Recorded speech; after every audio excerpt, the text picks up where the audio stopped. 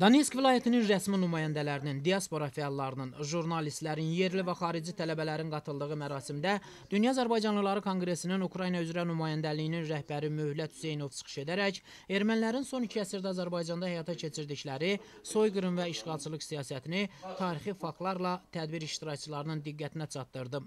Xocalı soyqırımını insanlığa yönəlik bəşəri cinayət adlandıran Azərbaycanın Ukraynadakı səfirliyinin 2-ci katibi Fərid Babayev son illər Xocalıya ədalət kampaniyası çərçivəsində həyata keçirilən tədbirlərin erməni vəhşiliyinin dünya ictimaiyyətinə çatdırılmasında mühüm rol oynadığını bildirdi. Sonra tədbirə qatılanlar Trend İnformasiya Agentliyinin çəkdiyi Sözün bitdiyi zaman filminə baxmaqla ermənilərin Xocalıda törətdikləri vəhşiliklərlə tanış oldular. Filmə baxdıqdan sonra qəhərlərini saxlaya bilməyən Donetsk vilayət azsaylı xalqlar üzrə komitənin sədri Natalya Ustimenko, Ərəb diasporunun sədri Ehsan Rufaş və digər çıxış edənlər beynəlxalq təşkilatların və dünya birliyinin belə bir bəşəri cinayətə hüquqi siyasi qiymət verməmələrini tarixi haqsızlıq kimi səciyyələndirdilər.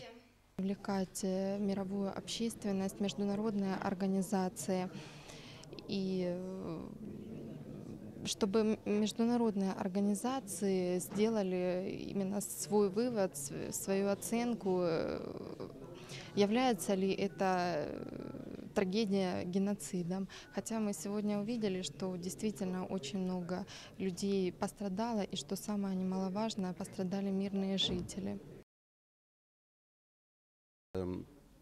Жалко, что мир относится всегда несправедливо к нашей общей, сказать, проблеме.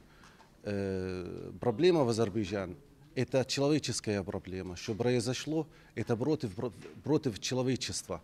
Не против азербайджанского народа, а именно против человечества. И как я представитель, скажем, арабских стран здесь, это мы поедем, иншаллах, раббил аламин, домой и будем эту проблему поднимать и поднимать. Ermənilər Azərbaycana qarşı həyata keçirdikləri soyqırım və işğalçılıq siyasətindən əl çəkməsələr, səbir kasaları tükənmiş dünya Azərbaycanlılarının tapdaq altında qala bilər.